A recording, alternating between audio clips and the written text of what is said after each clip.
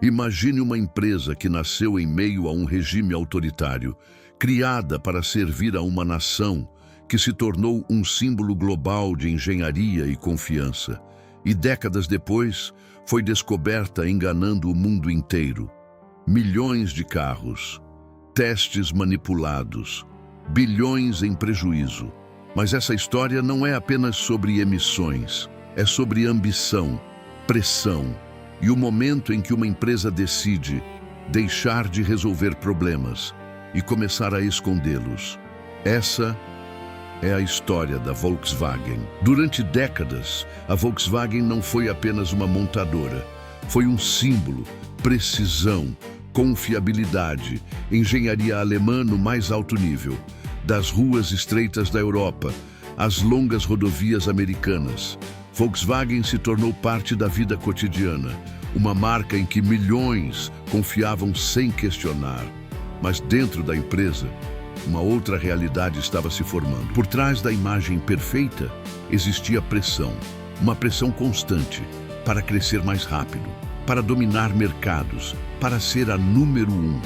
E nesse ambiente, falhar não era uma opção, porque quando as expectativas se tornam impossíveis, as empresas nem sempre inovam. Às vezes, elas improvisam. A história da Volkswagen começa na Alemanha dos anos 1930. A ideia era simples: criar um carro acessível para o povo. Assim nasceu o carro do povo, o lendário Fusca, um dos veículos mais icônicos da história. Mas as origens da empresa são complexas, ligadas a um período de forte controle político. Após a Segunda Guerra Mundial, a Volkswagen estava à beira do colapso. Fábricas destruídas, produção interrompida. Mas, em vez de desaparecer, ela renasceu. E o que veio depois foi uma das maiores histórias de crescimento industrial do mundo. No final do século XX, a Volkswagen não apenas sobrevivia, ela dominava, expandindo agressivamente, adquirindo marcas como Audi, Porsche, Lamborghini, Bentley, cobrindo todo o mercado de carros populares a veículos de altíssimo desempenho. E com essa expansão, veio um objetivo claro: se tornar a maior montadora do mundo. E por muito tempo, isso parecia inevitável. No início dos anos 2000, um novo desafio surgiu: regulamentações ambientais, mais rígidas, mais exigentes, mais difíceis de cumprir, especialmente nos Estados Unidos. Para a Volkswagen, isso não era apenas um problema técnico, era estratégico. Ela precisava competir em um mercado dominado por carros, a gasolina e híbridos. E então fez uma aposta ousada: o diesel limpo. Mais torque, mais eficiência, menos emissões. No papel, perfeito. E foi assim que venderam a ideia. Campanhas, anúncios, promessas, tudo baseado em um conceito: desempenho sem impacto ambiental. Mas por trás do marketing, a realidade era outra. Os engenheiros enfrentavam um problema sem solução simples. O motor podia ser potente ou limpo, mas não os dois ao mesmo tempo. Pelo menos, não dentro dos limites exigidos. E foi nesse momento que aconteceu a seguir. Tudo não foi um erro, foi um sistema.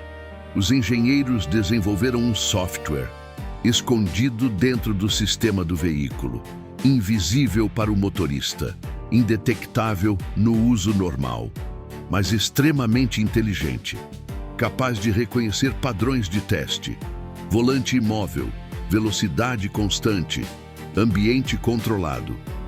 E quando essas condições eram detectadas, o carro mudava. Entrava em um modo limpo. O motor se ajustava. As emissões caíam drasticamente, o suficiente para passar nos testes. Mas fora do laboratório, tudo voltava ao normal. Mais potência, melhor desempenho e emissões muito mais altas. Em alguns casos, até 40 vezes acima do permitido. Esse sistema recebeu um nome: The Fit Device. E o mais importante, não era uma falha. Era intencional, planejado, desenvolvido, instalado em milhões de veículos durante anos, em escala global. O plano era sofisticado e por muito tempo funcionou. Até que alguém fez uma pergunta simples: o que acontece fora do laboratório? Um grupo de pesquisadores nos Estados Unidos decidiu descobrir. Equiparam os carros com sensores portáteis e levaram para a estrada, condições reais, sem controle, sem simulação. E o que encontraram não fazia sentido. Nos testes oficiais, carros limpos, na estrada, poluição extrema. Não era uma pequena diferença, era enorme, impossível de ignorar. E naquele momento, a verdade começou a aparecer. Os dados chegaram às autoridades. A EPA iniciou a investigação. No início, a Volkswagen negou tudo. Falou em falhas técnicas, erros isolados, problemas inesperados. Mas a pressão aumentava. Mais testes, mais perguntas, mais evidências. E cada explicação gerava novas dúvidas até que não havia mais como sustentar a versão. Diante das evidências, a Volkswagen admitiu: o software existia, foi usado por anos, em milhões de veículos.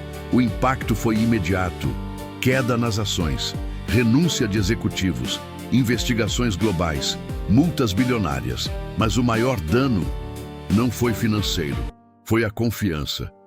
Porque os consumidores não foram apenas enganados, foram traídos. A história da Volkswagen não é apenas sobre emissões, é sobre decisões, sobre o que acontece quando a pressão supera a ética, quando o desempenho importa mais que a verdade, e quando uma empresa deixa de perguntar: isso é certo? E começa a perguntar: dá para esconder? Porque no fim, as mentiras mais perigosas não são as que são ditas, são as que são programadas, escondidas em sistemas, em códigos, em decisões invisíveis. E quando finalmente vem à tona, o custo não é apenas dinheiro, é reputação, é credibilidade, é legado. E às vezes é tudo.